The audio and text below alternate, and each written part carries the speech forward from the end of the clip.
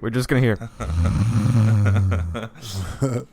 Well, I'm sitting up on the futon. I'm not laying down. Although I could lay down for this. But Boy! Maybe I should get really comfortable and lay down for this. If James is gonna lay down, we need to get him on video. Just have like a sleep camera, and then you guys yell if I fall asleep. That's right. We did say we were gonna like actually start streaming. Yeah, we did say that. Next time. Okay.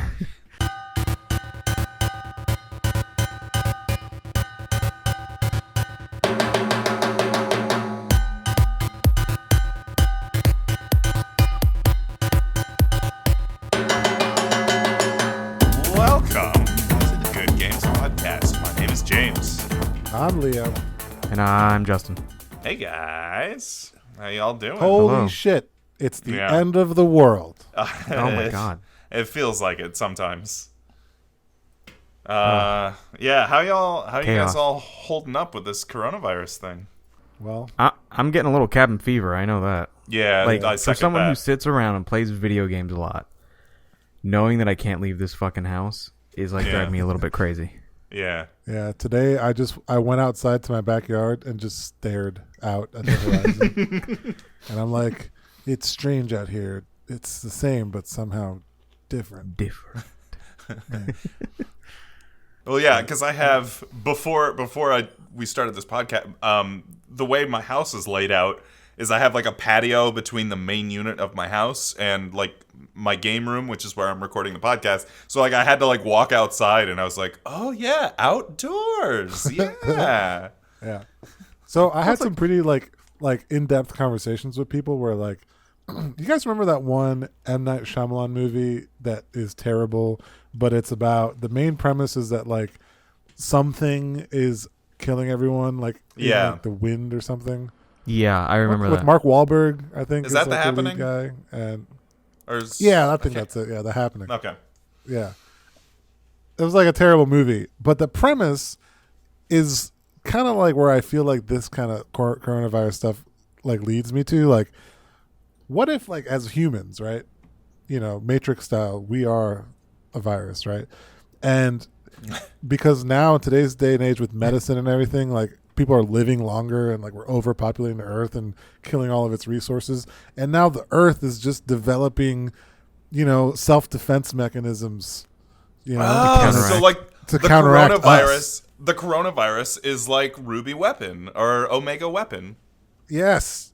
I got it. And it's Yeah. it's killing off our race to defend itself. That makes sense. Well, it was funny. I don't know if you guys ever saw it, but there was like this recording of it's like carbon dioxide or some kind of pollutant over China, and as obviously most of China went into quarantine, you saw the thing like which was like red and yellow before, it was like encompassing all of China because that was like all the pollution. All of a sudden, like went down to almost nothing until they started redoing their production again, and it started climbing back up. But it goes to show you how much of that pollution just went away when they shut down. That's amazing. So I wouldn't be surprised if that's the case. That's amazing. Sorry, man. That's what's happening.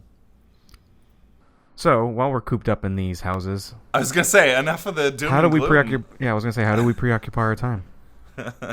Let's talk about some games. This is, I suppose, not the best topic for this week because in order to play tabletop games, you have to be in the same location as other people. I guess that's not true. I guess you could do it over the internet. Yeah, there's lots of role-playing services over the internet, right?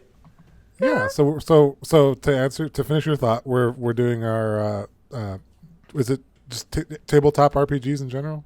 Yeah. Mm-hmm. Or D&D? I have only played D&D like twice, and I couldn't even tell you the difference between like D&D and Pathfinder, for example. I have no idea what the differences are. So I would like to keep it generic. Okay, so keeping it generic, RPGs, you know, tabletop RPGs. Yeah. I actually think this is a very relevant topic for. Oh, good. What are we calling this? Social distancing, because there are lots of, you know, ways to play online, which I have recently started getting into via things like Roll20, where you can literally have a complete virtual tabletop RPG experience with rolling dice and maps and tokens and all sorts of stuff. But also, I've been playing more board games just with like me and Taryn in the house. That's awesome. You know, and just like, you know, playing board games, finding things to do, like staying inside. If you have like a family of 4 at home right now, yeah, this is a killer time to be doing, you know, trying out some role playing. Play some To tabletop bond. RPGs. Yeah. Play D&D with your grandpa. Yeah. By the way, what are these services that you're using to play role-playing games online? Like, are there specific services, or are you just doing it over Discord, or how does that work, Leo? I've done 2 methods. The really basic method is definitely just Discord. I think it's actually where we like kind of set up a group chat and then started talking about what we're going to do. I think the theme for that one was every player was a Pokemon. Amazing. And you had different abilities based on like different Pokemon. I think I was a Machamp, maybe. I don't remember. It was a while ago. But then we just kind of connected on like video chat or whatever, like Discord, you know, private video chat. And then everyone had their own set of dice like in front of them physically. And the game master just kind of said, here's what happens. You know, what do you guys want to do? And then we were like, we'll go up the stairs or whatever. And then we would roll our dice like in our physical realm and then say, I rolled a natural 20 10 times in a row. Who would have thunk? You know? But the other way I've more recently done is I actually DM'd my first game. So I ran my own version of Dungeons and Dragons with the theme of the Wheel of Time, which is one of my favorite fantasy series of all time. And that Now, whoa, who are you DMing for? People, just strangers? No, this is 2 friends. You know one of them, Matt, and another one who Matt and I used to work with, Jeff. They were my guinea pigs. They knew it was my first time DMing. And now, let me ask you this: is it possible for, say, I don't know, me or someone else who doesn't have a lot of knowledge of Wheel of Time to roleplay with you, or is this something that requires a lot of knowledge of the universe? No, I think you get more out of it the more knowledge of the universe you have. Okay. But the game itself is based like almost completely on the D&D, you know, Dungeons and Dragons kind of rules infrastructure. So it's just D&D with like a flair of like Wheel of Time, like names and for things and stuff, you know. Okay. So for the uninitiated, which includes me, because like I said, I couldn't tell you the difference between D&D and Pathfinder. Well, this is what's funny. A year ago I couldn't say this, but now I feel like I am probably the resident expert of D&D in this group. Yes, please explain D&D to me. What is D&D? Dungeons and Dragons is a game that is... Pay attention, class. There'll be a quiz on this. Sit down, stay a while, and listen to a story about Dungeons and Dragons. Dungeons and Dragons 101. Essentially, first of all, this game created all of the games that we know and love today, because Dungeons and Dragons has been around since what, the 70s, 80s, like for a long time ago. Yeah, a long time. Back in the earlier versions, and they kind of laid the foundation, in my opinion, for like the video game RPGs that we have today. Oh, absolutely, Levels, yeah. Attributes and skills. But the game essentially can be boiled down to we all sit in a group and tell a story together. That's really all it is. There just happens to be one person who knows a general idea of where the story is going to go, who the non-player characters are that are going to be like giving hints, or what kind of enemies or dungeons the players will go to. And he or she is the dungeon master. Everyone else kind of has to try to tell the story by role-playing a specific character and saying what they're going to do. They're going to come across some sort of scenario encounter, and the dungeon master will ask them what they want to do, and then just kind of they get to say whatever they want. And then the mechanics in the game are everything is going down to a dice roll, and whatever it is that you want to do, the dungeon master will say, well, roll your agility, and maybe you will be able to jump that gap that you're trying to jump over, or roll strength, and you might be able to lift that rock or whatever. And that's effectively it. I mean, it's just like telling a story and seeing where the story goes. I was going to say that description fits every other role-playing game that I've ever played. Yeah.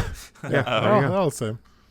Because I've played D&D, I've played Pathfinder, I've played the Star Wars role-playing game Edge of the Empire, I've played the Star Trek Adventures game, I've played a horror RPG called Monster of the Week.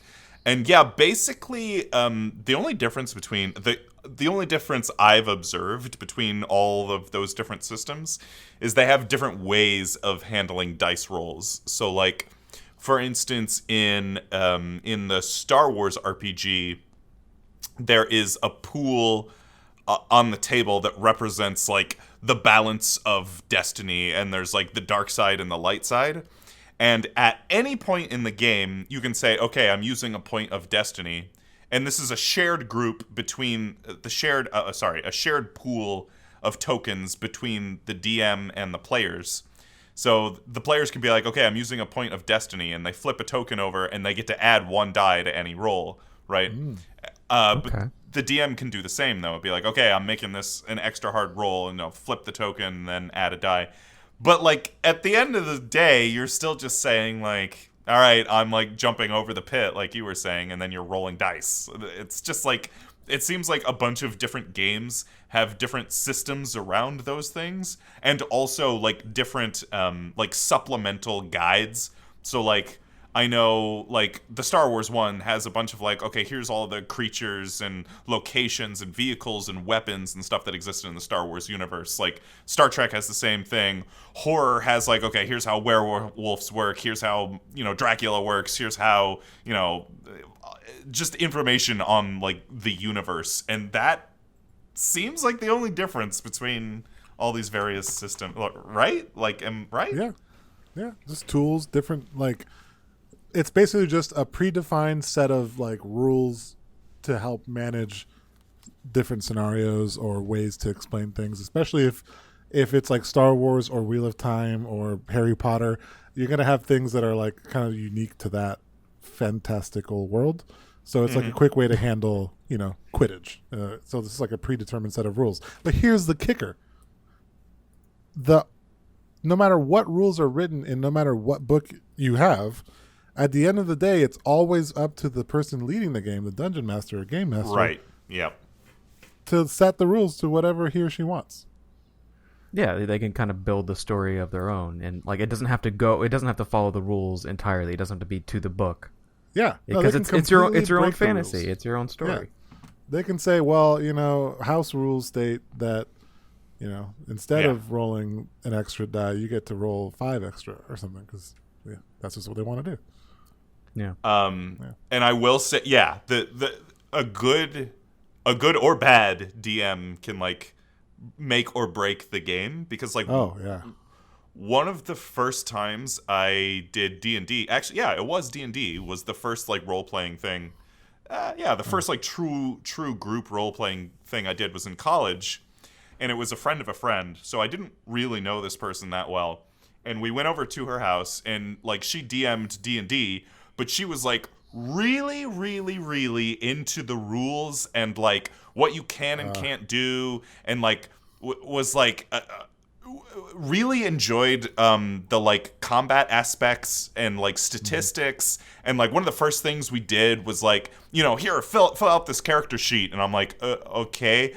And it's like, you can give bonus points to agility and like pick your class, and I'm like, I have no context for any of this. I was like, what is Constitution? Like, what the fuck? Like, I don't... Like, how can I make an informed decision about which skills I want to add bonuses to if I don't know what they even do? You know what I mean? Like, it was like, fill out this character sheet and, like, go over stats. And I'm like, this is boring. This sucks. And then we started the campaign, and it was like, some rats are in the sewer, and you have to go kill the rats. It's like, roll a dice. Okay, you did, like, 1 damage. And it was like, okay, roll another die. You did 1 damage. And it was like, okay, the rats did a damage. Now you did a damage. And I was like, oh, my God. You're battling rats. I was like, this is so boring. So I was like, I don't understand why people like D&D. Like, this is like stupid. Like, why don't people play video games? But then, Yeah. I mean, obviously later on, I had a lot better experiences with like friends who like know me and like know what, like, the thing that interests me most about role playing is the shared storytelling. Like, telling a story together as a group is the thing that I find interesting. Like, if I need to go do stats and like, you know, upgrade my weapons, I feel like video games do that better because they are computers and they can handle all that math for you. You know what I mean? Yeah. Well, so that's the interesting part about DMing. Like, there's a whole book for Dungeons and Dragons specifically on, you know, there's the core rule book that, like, you know, everyone should have a copy of, although you can find it for free online too. But then there's like the Dungeon Master book that is specifically for people who want to do a good job, like, you know, running their own game. And it talks about how there's like, they break it down, I think, into 4 or 5 different types of players. You know, there's some players who like min-maxing stats, and there's some players who like combat, some players who like to role play as their character, like legit act, you know? Yeah. And there's some people who just like to, you know, solve mysteries or do the story part or whatever. And that's the hard part. And you're right. It does make or break a game, but a good DM has kind of a little bit for everyone, you know? Yeah. You know your audience, know your group, know why they're there, know what interests them. And it's funny, if you had asked me before I did role playing, I would have been like, you know, oh yeah, I'm all about the combat. Like, you know, let me min max my stats, man. Yeah. But like, when you start doing it, I was like, you know, like the fun part of this is like the open-ended storytelling. When you're telling me like, oh, you know, there's really a path. Fun.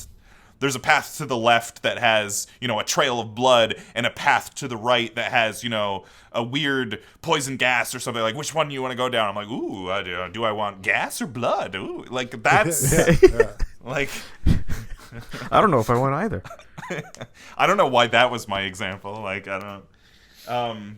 But yeah, like, and I've done a lot of DMing now too, and it really is. It's just like, know your group. Because, like, the group that I usually DM for is not really into the combat stuff. It's all about... the role-playing. It's all about the role-playing. So, like, and like, the goofy... so to give an example, I set up this scenario. We were playing the Star Wars RPG. And I was DMing a session, and I set up this... scenario where a group of bounty hunters was going to ambush the player team, and it was out in the middle of the desert. So what had happened was the bounty hunters they had the high ground, you know, classic Star Wars, and they were sniping down at the player characters, and they destroyed, you know, they took a sniper shot and destroyed the player's speeder. And I was like, okay, now what do you guys want to do? And they're like, I don't know, we'll look around. I'm like, okay, well, the only thing you guys see is, like, you know, there's this big cliff where the bounty hunters are, and that's pretty much it. And they're like, well, how did the bounty hunters get there? I'm like, they have a speeder that's, you know, parked at the base of the cliff. And they're like, well, are the keys still in the speeder?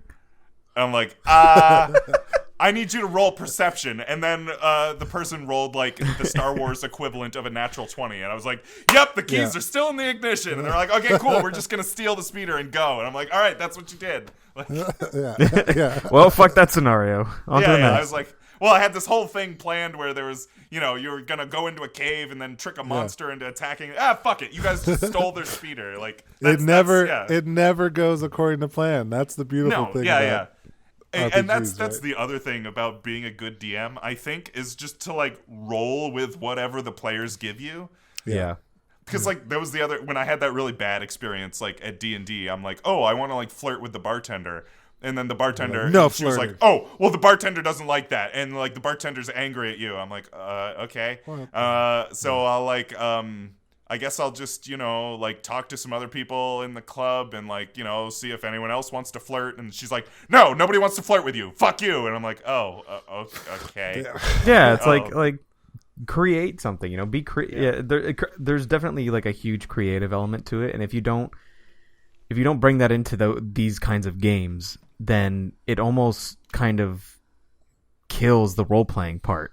Yeah, because they just want you to go through dungeons. They want it to be like a video game, to where you're assigned a dungeon, probably on a linear path that they set up, and they don't want you to deviate from it. But I would enjoy, like, just, you can do whatever the fuck you want, whether you can choose where to go, and even if you went to the wrong place, fuck it, you gotta leave and go back to town and figure out where you actually have to go. You know, that kind of, like, yeah. You can't make it too linear, I feel like. I mean, that's the biggest strength to all these RPGs based on really just imagination and where the players want to go. Is that's something that can't be captured in any other medium I've played. I can give that to any RPG, tabletop RPG. Is like, there's nothing stopping you from doing whatever the hell you want. Like, you have complete player freedom. You know, yeah. All Except it your is DM roll a dice, sometimes. see if it fails. Yeah, well, yeah, and that's the DM has to be, has to flow with that, and it's like improv, Yeah, and that's exactly the other right. thing. That's the other thing I find really fun about, because like I also, as a DM, I enjoy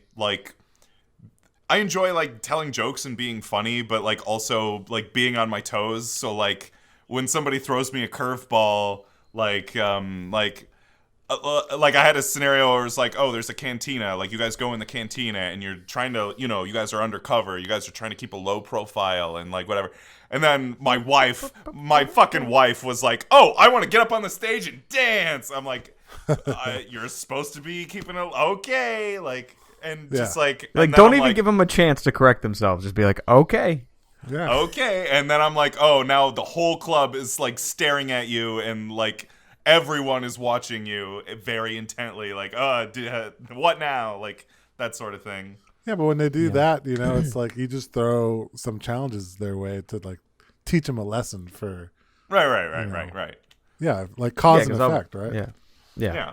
Like, my favorite version of that, have you guys ever seen... If you've ever done any kind of, like, YouTubing for, like, DM-specific videos, like, tips and tutorials or something, you'll come across this guy who uploads various comics and stuff based on his D&D DMing like experiences, and one that he talks about is like this monolith outside of a cave. Have you ever seen this? No. Or obelisk? It's an obelisk. Okay. He has like this whole 2001. dungeon mapped out, right? It's inside of the entrance to this cave. It's got levels. It's got magic items. It's got goblins and orcs, and he has this whole thing planned out. At the entrance to the cave, to the dungeon, there's an obelisk he chose to put there with like a sign that has like, it was meant to be like adding some sort of sense of dread, like of upcoming doom, like, scary obelisk at the front with like a sign that says like, this is like someone who died here or something. I don't know. Yeah. And they were supposed to just kind of see it, get kind of scared, and then walk in. And then all the players instead were like, well, why the hell is this obelisk here? Like, how did it get here? Why is it so significant? It seems like it's emphasized here. So then they start like searching for it and touching it and all this stuff, and like, and then like someone like asks to read like something, and he's like, well, this is in a cryptic text or something, and then he thought nobody could read it, and then one guy said, well, I have this one language, and so then they read it, and he had to come up on the spot with some crazy prophecy of this super bad creature. You don't want to like mess with this any further. And of course they messed with it. And so it forced him to just spawn this big ass creature. And then they were all like level 1, and then he killed the entire party. Oh, okay. Yeah. All right. Well, that's one solution. Lesson That's learned. game over. They all died before they even walked in and gained a level. And that's the other fun thing is like, as a DM, and that's part of the improv thing. Like, what does it mean when someone like does something? Okay, so like one of again, my wife was trying to hack into a computer in the Star Wars thing, and I was like, okay, roll your computing, and she rolled like a 0. And then I was like, what does it mean that you got on a computer and failed? And I was like, okay, so you got on the computer and there was a bunch of porn pop-ups. Like, and she's like, wait a minute, what kind of porn? I'm like, Star Wars porn, like Trandoshan porn. And then it was like, the Bosk bounty hunter. I'm like, yeah, it's that guy, and it's like porn of him. That's awesome. And that's what I mean. That's what I enjoy about like the improv of like being a DM, and like, because like you can give so much flavor to like failures and successes, or like sure. the alternative was like, oh, like no, you failed to log onto the computer, or like you failed to see anything on the computer, like, or you triggered an alert. Yeah, exactly. Like alert system or something. Yeah, if you hit one key and all of a sudden the alarm went off. But yeah, as a good DM, you can give so much more flavor to that if you really like flesh out what it means to fail or succeed in a check. Yeah.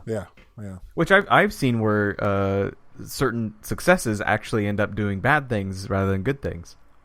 That's I was gonna say that is I think I don't know that we've all played it together, but I think the three of us have played the Star Wars RPG, and if you remember, the way the Star Wars RPG works is you roll dice, and there's actually a Boolean true-false for whether or not you succeed or pass the check.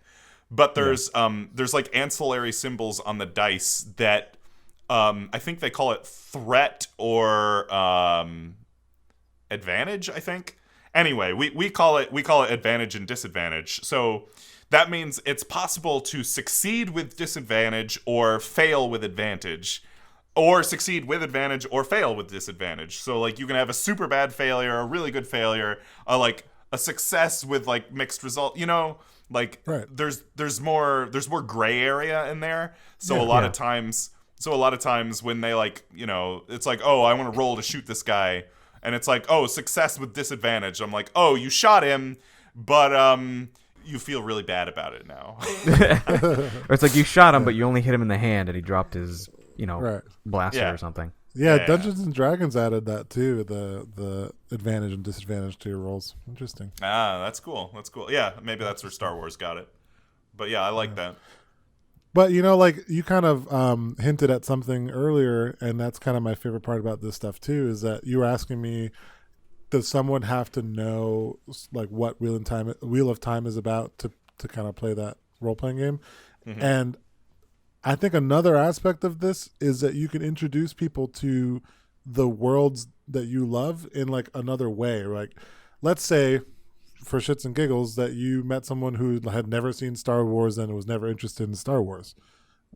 Not that anyone like that really exists, but you could sit them down and say, hey, why don't you just hang out with me and some friends and like, just check out what this is about. And they'll start to hear things about the Star Wars world maybe, and like references, and you get to explain things in the context of this other game, like with Wheel of Time, it's a fantastic series, but it's 14 books long, and Taryn is only slightly a nerd, so she's never going to read them. But I have the whole thing I've started DMing, the whole story. It's called Two Girls, One Tower.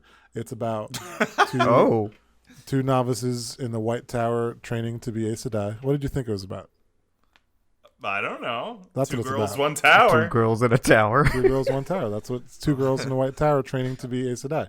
And she doesn't really know what that means, but she can play the game and be one of those, like, the whole thing it's meant to be her and her friend to be one of those 2 girls, and kind of introduce them to the world of the Wheel of Time by playing this game, I thought the tower was a penis. Well, coincidentally, the White Tower it's amongst Wheel of Time fans is known to kind of represent a vagina. Like the okay. What? The Tarvalon, the city that it's in, is totally shaped like a vagina. Like, I mean, it's like it's like an island that's kind of like elongated with like 2 rivers on the left and right. It just looks like total. What's the opposite of phallic? Like, what is phallic for vaginas? Vaginic? Vaginic, yeah. Yeah. Lewd.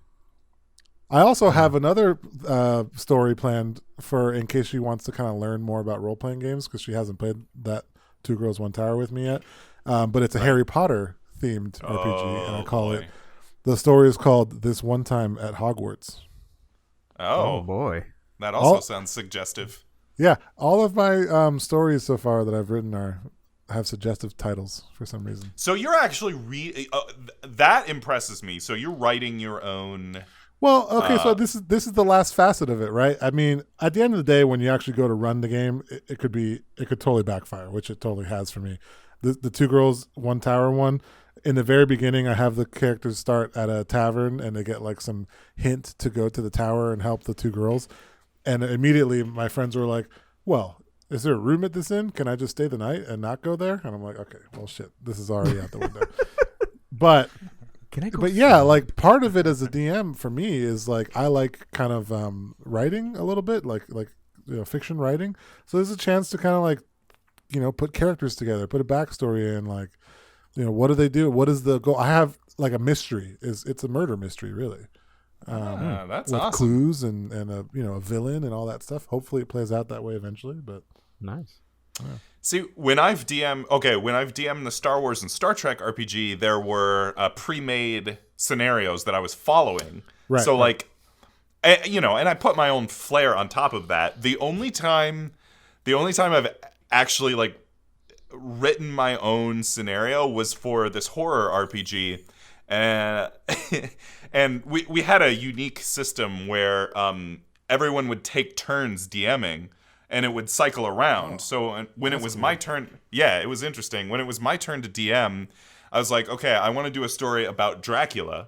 And I was like, okay, well, what do I know about Dracula? Like, he's like classically depicted as this like romantic seducer, right? Yeah. And I was like, Yeah. what if I did that, but in my story Dracula was gay? And then That's good. But like I also like, again, to your point of like really getting in character and role playing, like I was doing the voice. Oh right. Yeah, you have to. Yeah. I was like, "Hello, like I am Dracula," and then my wife immediately just goes, "Is Dracula gay?" And I was like, "What?" Yeah. And that was like my whole mystery. She blew the whole because anyway, Figured it I out wanted right I from the wanted. gate. Yeah. I wanted them to have to seduce Dracula, but Right. because we were playing with two girls and a guy other than me, Right. and I wanted the ladies. Two girls, I wanted, one Dracula. Yeah, two girls, one Dracula. I wanted the girls to have to realize it was going to be up to the dude to seduce Dracula, but like immediately she just ruined the whole mystery. But that happens. I mean, that happens. But, you have to roll. But with that it, prep is fun, right? That prep Yeah, of like, yeah. who's Dracula? Like, what can I do to make this interesting? Like, that is definitely fun for a lot of game masters. Yeah. Yeah. Me included. Yeah, one of my favorite things that we did when we played Pathfinder was when we built all of our characters, we had to intermingle how our characters met. Oh, I like that. Yeah. So we had to, when we built out our stories, we then had to, like, we had our origin stories kind of made up, and we all knew what our origins were. But then we had to come up after, I think it was like the second game, we had to come up with what made us all get together and be the group that we were. Because you have a dwarf, you have an elf, you have a whatever, and it's like, how the fuck did you all get together? Like so I thought that was pretty cool because it really immerses you into the role playing part to do something like that, and it prepares you going into the game. Like, there is a thing going on here. You're a group, and this isn't just random characters that you chose from a select screen and boom, you're in the game. No, you got to make your story. So you got to get the players really into it. Yeah, they're like invested in these characters, right? It's world building. Yeah. Oh, and that's what makes it so meaningful when like really crazy shit happens, right? Like if you ever watch the Matt Mercer what's it called? Critical Role. They have a YouTube series, I think. Why do I know like Matt Mercer? different I seasons. know that name. Who is that? Matt Mercer, he's like a video game voice actor for like a shit ton of video games. I forget Oh what yeah, his most- yeah. So he runs a game on. It used to be on Geek and Sundry. Now it's its own channel called Critical Role, and he has been DMing for the same group of other voice actors. So speaking of like playing out the characters and stuff and the NPCs and stuff, he gets like really into it, and so do all the other players, and they're all professional voice actors. So it's amazing. That's awesome. Really fun to watch, even if you don't play D&D. But But like something, to Justin's point, like these people are so invested in their characters. They've been playing it, like the first season has like hundreds of episodes, and at the end, like, you know, a couple characters like die or something, and it's like, you know, it's like in the chat and stuff, you'll see people as they're like, you know, streaming the video. People are like legit in tears, you know, because you're with these characters for so long, and then like they can get killed. Yeah. You know. Yeah, like you can make it like one of the. You could just make it real tragic if they've been around for so long, and you're like, no, they can't go. Yeah. It's something special, man. It's unlike any other entertainment medium I've ever experienced. The complete freedom to do whatever you want has not been captured yet, I don't think, in like video games or, you know, anything else. It's like it's kind of the theater of the mind, you know. Yeah, exactly. Now, the hard-hitting question: cosplay or no cosplay? Oh. To each their own, I say. I'm always of the mentality of like whoever wants to do whatever they want to do. When we did the Star Trek RPG, I enforced cosplay. Everyone had to. It just so happened that all of the players happened to already have Starfleet uniforms. So I was like, all right, wear your Starfleet uniforms. We're getting into this. That's great. Yeah. All right. Should we get into our top 5? Oh, wait. No, this is usually where I do the self-plug, isn't it? Yeah. Oh, here we go. Here comes the train wreck. All right. I'm gonna try to You gotta nail it. Do it perfect. All right. I'm gonna do this professionally. All right. Here we go. One shot. One opportunity. Don't miss your chance. I'm already blowing it. Hey guys. Hey listeners out there. Do you like this podcast? Hopefully you do, because you're still listening to it. And if you'd like to help support this podcast, if you can find our Patreon. It's Good Games Cast on patreon.com. You can support this podcast. And that would be great because it is not inexpensive to run a podcast. So if you can help support this podcast, it'd be really lovely.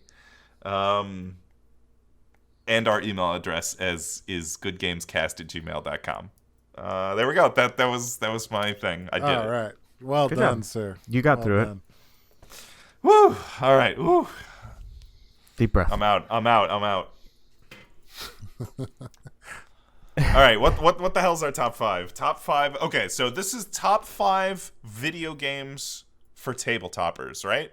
Yes. So like for the guy who's like, I only play D&D, and you're like, what? Like, you don't play video games? No, I only play D&D. And you're like, what? Yeah. Video games are fucking awesome. Like, why don't you play Tabletop RPG elitist prick?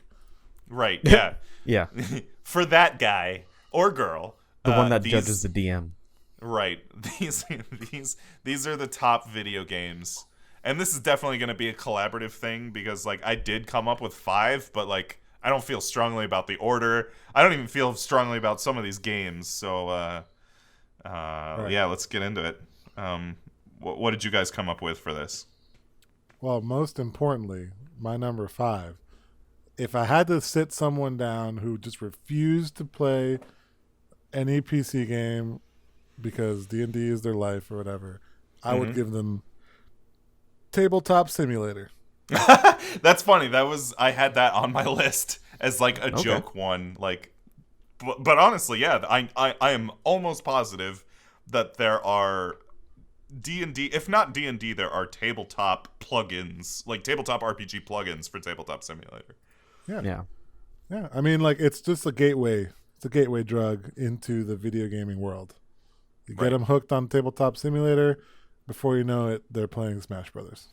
And that, well, I guess. And that's another good way to do like role-playing games, or like even like board games that are even more slightly complex than than just like RPGs. Tabletop Simulator is a good way to do all of that remotely, which is important right now in the time of social distancing. Yes, we must stay safe and socially distant. All right, check that Tabletop Simulator for sure. I'm gonna throw out another obvious one. The Elder Scrolls series. I went with Skyrim just because like the D&D influence is still so strong in those games. That's a good one. I never actually even put that. Oh, I figured that one was obvious. Like because Yeah. there's like dragons, there's knights, Yeah, there's yeah. it's D&D the video game. Totally. Yeah. That makes sense.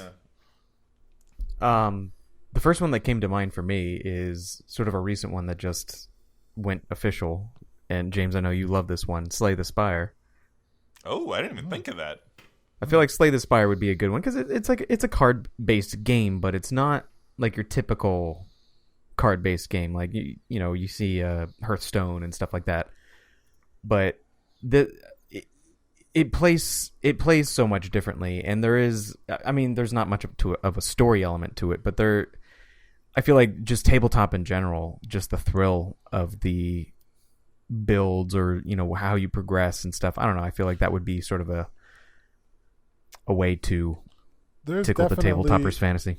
There's definitely some players of tabletop RPGs that are like in it for the skills and the numbers and the play.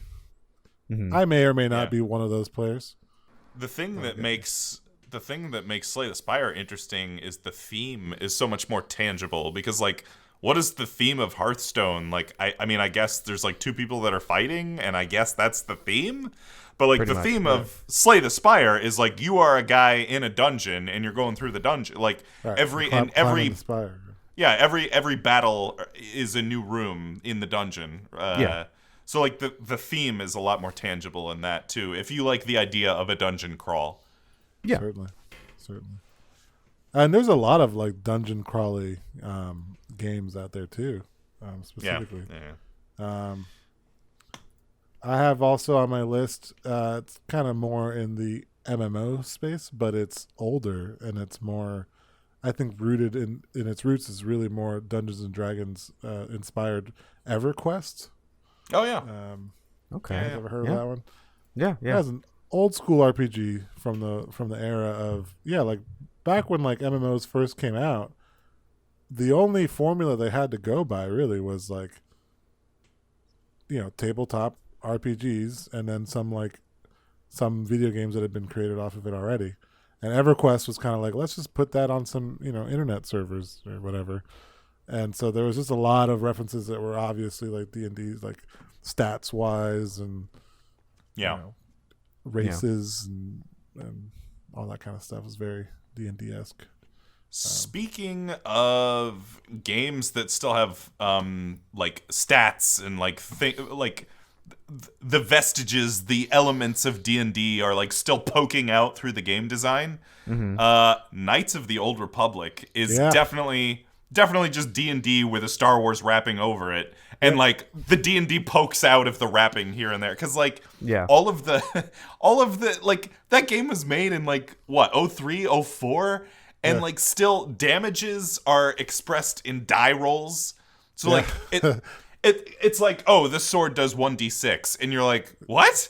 Like what if the hell? if you don't come from, I remember experiencing that and like not coming from a tabletop background, I was like, what the Very fuck confused. I was like, is 1d6 like? I guess 1d10 is better than 1d6, or is 2d6 better than 1d10? Like I it didn't make any like I couldn't grasp the math of how it was determining weapon rolls at all until I realized the D was for dice. And I was like, oh, I see. Why are they expressing this computer game in terms of like dice rolls? That's really weird. But also like the build your character is like, your willpower, your constitution, your strength, all agility, the same like attributes.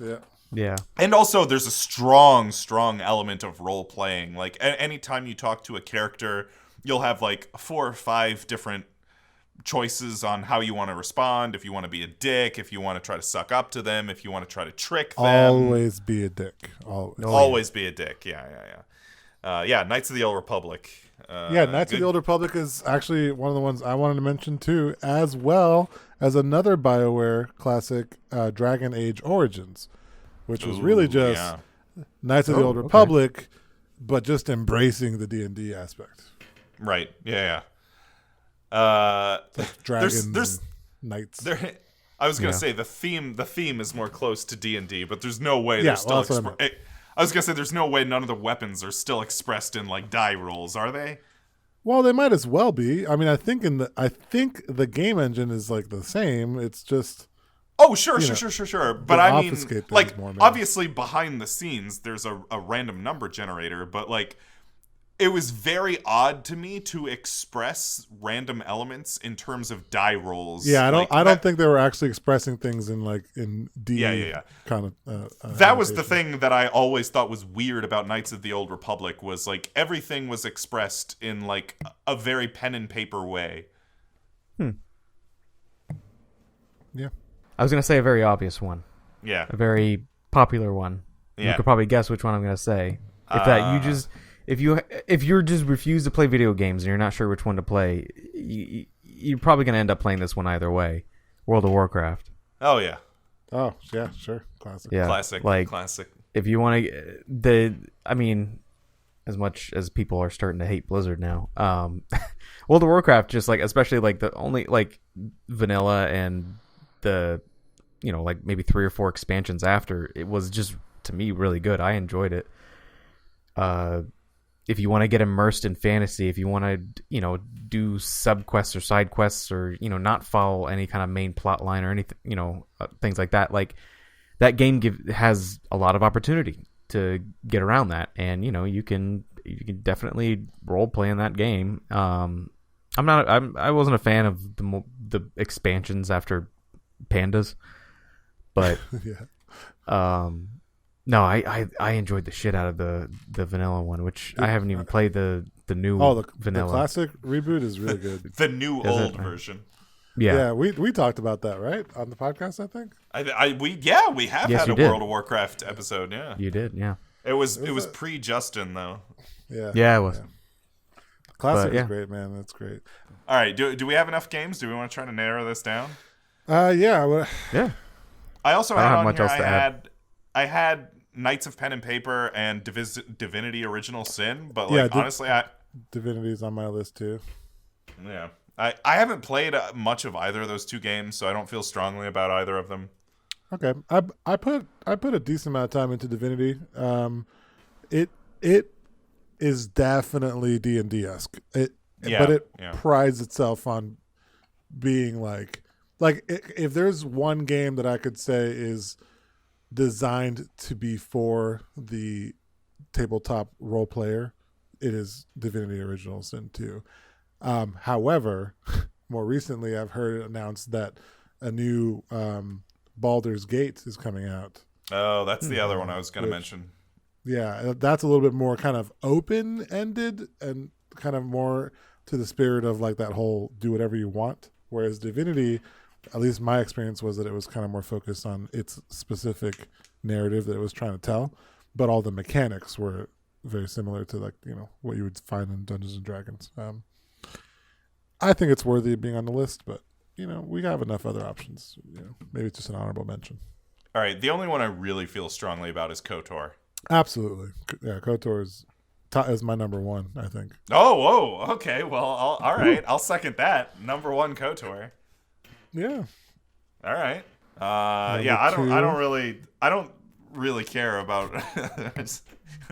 This was a hard list for me because like I went from video games to tabletop and not the other way around. So coming up with this list was kind of hard. Well, I would say number 2, to Justin's point, could probably just be WoW. Yeah, I was gonna say WoW would probably be the best candidate. That's a good one. That's if you're just like a guy at like your local hobby game store, and you're just going in every day, and it's like, oh, what am I gonna do now that I'm stuck at home for months because of coronavirus? Yeah. Dude, install WoW, man. All right, KOTOR, then WoW. Number 3. Tabletop Skyrim? Simulator. No. No, Skyrim makes more sense. All right, Skyrim 3. Number 4, Tabletop Simulator? I think it should be on the top 5, man. I mean... Yeah. Why not? Okay. It's all a right. way for people to play their tabletop games too. It's still So, technically a game. yeah. Yeah. I mean, it's an engine to play games. Yeah. Right. Yeah. Yeah. And All right. What's wrap number it up 5 then? with What do we have? We had Slay the Spire. We had Dragon Age Origins, Divinity, Dragon Age. Original Sin. Well, see, now this is where it gets hard.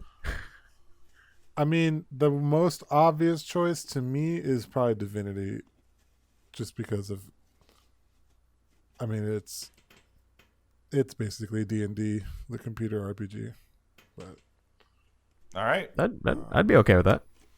All right. Number 1, KOTOR. Number 2, I already forgot. What was number 2? Wow. Wow.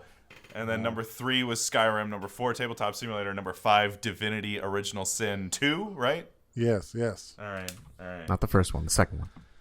All right. Those are your top 5 video games for Tabletopers. That was a good one. I think, All right. I think that's good. I think it's a good list. Confident about that one. Her. Let's endorse some stuff. What do you guys want to endorse? I've been hoodwinked into this game. I had a friend over just before the virus madness, so don't worry, I'm healthy. But we had a house full of like him, his wife, my sister-in-law, and her daughter. Like, it was a full house. And while he was over, he kept like going on his phone and like diddling his screen for a bit, like in the middle of conversations. He would just like I'd be talking to diddling? him, Like and what? he'd just open up his phone. Yeah, he's just like diddling his phone screen for a little while. And I'm like, what? With his finger. Yes, with his finger. Okay. All right. And then like I'm like, what are you doing? Like, we're in the middle of a conversation and you're diddling on your phone. Like, what's going on? And then he tells me he's playing this game and he's been playing it for a while. And I'm not a big mobile phone gamer. Yeah, you know? same. Neither. Yeah. But I've always liked the idea of this type of game. As soon as I boot them up, I'm like, oh, they're just obviously just trying to take all of your time and money. But then I actually did install it. It's called Elvenar. Oh no. And it's one of these kind of like city builder, it's actually, they have a browser based, so you can go on your web browser. Then they also have the phone app. So like no matter what, they'll get you. And it's like, build a workshop and build a path to your main hall, and you build like a residence to have more population and you get more gold, and then you build more workshops for more supplies, and then you build a barracks to train troops, and then you click on someone else's city and look at it. I feel like it's stupid. And everything takes like 3 hours to build unless you spend this, in-game currency to speed it up. It's like, but I probably have loaded this game up, or this, like website or the mobile game. I've probably already spent like 10 hours in this game in the last week. So wow. I mean, but like, it's not like I'm sitting there for 10. Like, it's just like 10 minutes here or there. Yeah. You diddle your phone a little bit. I'm diddling. I'm the one diddling the phone now. Oh man, don't diddle your phone in front of company. I actually think it's pretty cool. If you don't like waste money on it, it's just a good way to, just to diddle your phone for a bit. It's called Elvenar. Yeah. All right. It's funny because I actually recently downloaded a mobile game I was like, I just need to have a game on here to kind of preoccupy my time To or diddle. something. You need a phone. You need a game to diddle with. Yeah, and it was a bad experience. Oh, I was like, I regret you had this. a bad This is why diddle. I don't like mobile games. What was and your I bad don't diddle? wanna not Elvenar. It was some other stupid ass game that was what just was a your simple. diddle I like to regret? like seek out the more like mind exercise kind of stuff, like Sudoku and all that kind of stuff. But Flappy like, Bird, goddamn, the amount of ads they throw at you, I feel like It is the toxic. ads actually end up breaking the game because half the time the game froze when it was trying to advertise at me, and I had to close the game, and I was like, all right, I'm fucking done. Jesus, like, Well, now too that much. you mention it, I think that's one of the interesting things about this game I was talking about is like, I definitely have experienced what you're talking about with ads. This game, I don't think I've ever seen an ad, but it's probably because they have so many different ways to try to charge you for in-game currency. Yeah. that they don't feel they need ads. Maybe I don't know. Feel like they can get you.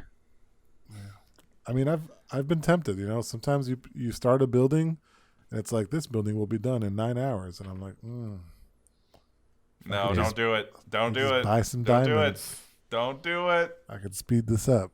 No. Now, the last time I had like a mobile game addiction was that Family Guy game that came out.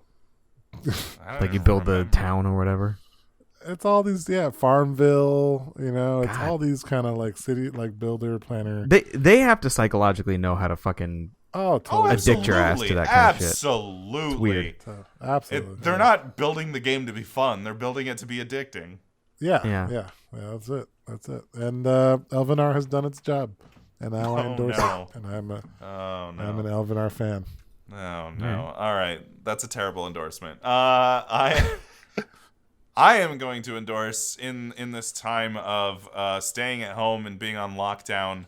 If you want a little bit of levity, a little, just something to just something Diddle? stupid, just something to diddle. No, if you want something stupid to laugh at, open up YouTube and search these two words. Search news bloopers.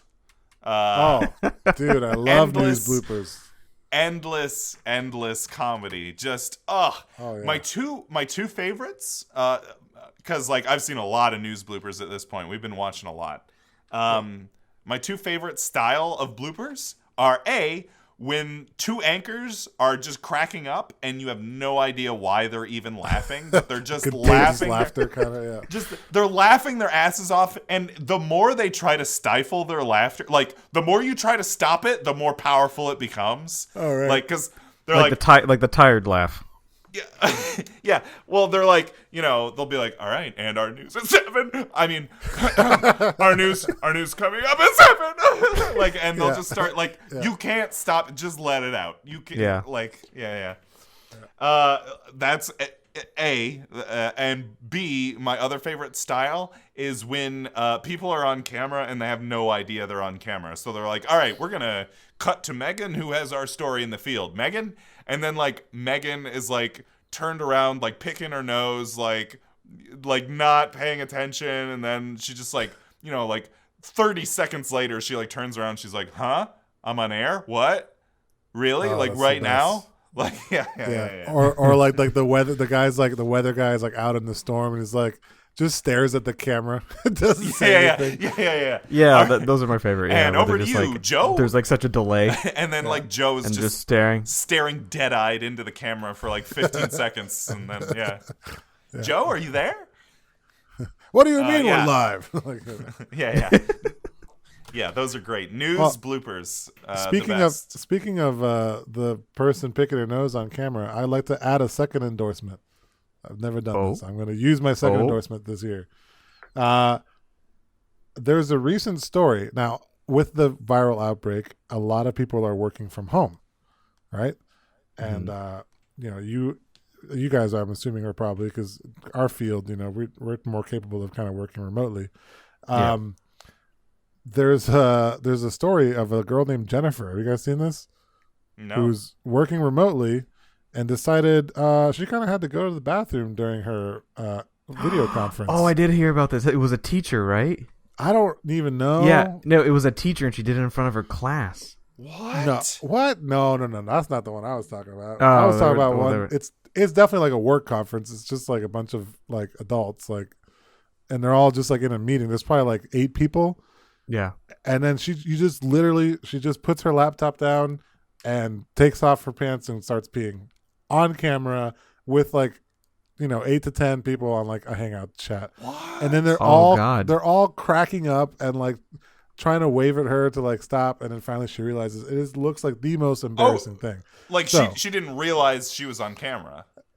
She started on camera and forgot to turn it off. So my endorsement is those little camera blocker things that you can use to make sure that your camera is, it's a physical blocker, or putting tape, over it so that even when you're not sure, it'll be covered. Yeah, on our daily stand up today, my boss was like, "Hey, wouldn't it be great if like everyone just turned on their webcams and then we could all just like see each other's faces?" And then there was just like crickets, and he's like, "Okay, then I guess just me." Like nobody, No, yeah. nobody. It's actually a requirement with our area. Like we're like, in order to maintain professionalism during meetings, have your cameras on. Oh It's wow, preferred. Okay. Yeah. We have also been advised during our meetings to turn on the cameras. But my endorsement is to make sure you turn your damn camera off if you're going to the bathroom during a meeting. Or maybe don't go to the bathroom during or maybe don't bring your laptop with you when you go to the bathroom. Right, yeah. Like, that's gross. Laptop should sit on the desk and not move. Yeah. Is that your endorsement? Secondary endorsement from Leo.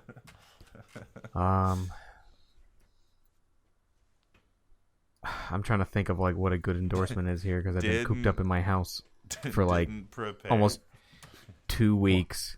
Watching any shows recently, or you could endorse washing your hands. That's an easy one. I mean, the best thing I can endorse is owning a Nintendo Switch. Hey, there you go. That That's has been the only thing keeping me sane. Yeah. And I don't know when we may talk about it, if we talk about it, but Animal Crossing has been a blessing in this trying time. what I hear. Like, came out at the perfect moment. Is that not going to be our next show, Animal Crossing? Our next show? Oh wait, Yeah, shit! maybe. No, our next show is no. Sorry. Our next show is early. Here we go. Our next show is Tales. Our next show is Tales of Vesperia and top 5 non-Square RPGs. Right? Yeah, I'm very excited about that top 5. Okay. After that, we we can give Animal Crossing some time. I was gonna say after that should be Animal Crossing, but then of course we also have Resident Evil and Final Fantasy. But we'll see. Anyway, I think Animal Crossing will probably be next because I'll probably need time to play some others. Right. Yeah. A lot of games just came out like in the last week. We're not gonna be able to just a bunch of good games came out. Yeah, I know. Don't worry, the people will wait. There's been nothing for months. Like, ever since December, there's been nothing, like, just a barren wasteland of video games. And then just the floodgates open up, and here they all are all at once, which I guess it's a good time right now. Yeah, but you know what? What if this... conspiracy theory.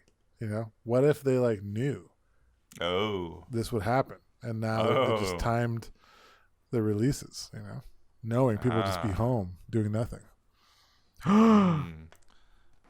Nintendo created the coronavirus. Nintendo. The ultimate reality imitating art is Capcom created the coronavirus so people would stay in and play Resident Evil 3, which has a viral outbreak. Yeah. See? Yeah. It's just all marketing ploy. That's all it was. Just put that one in the bucket of conspiracies on the coronavirus. All right. So Leo was endorsing a stupid mobile game. I was endorsing stupid YouTube videos, and your endorsement was to own a Nintendo Switch. Own a Nintendo Switch in general. Yeah. Just get nice. one. It is nice. It's a nice. By the way, Animal Crossing is the nicest game to have right now to just turn your brain off and play Animal Crossing. Yeah, and just relax. Just not think about anything. Just be on a desert island. Yeah, that's great. I'm gonna do it. Yeah. All right. Well, that's our show, right? Next one's Tales of Vesperia. Yep. All With right. Special guest Matt Wong joining Nick's. All right. Look forward to that. Ooh. Yeah. Our resident Tales expert. All right, guys. So for the Good Games podcast, I'm James, and fuck you. I'm keeping that going. I'm keeping it going. And I'm Justin.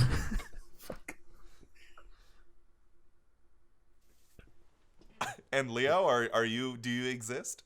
What? What? Oh, I didn't even hear Leo. Did Leo say something? I said I'm Leo. Oh, I didn't even hear it. And I'm Justin. Oh, good. Okay. All right. And goodbye. See ya. See ya.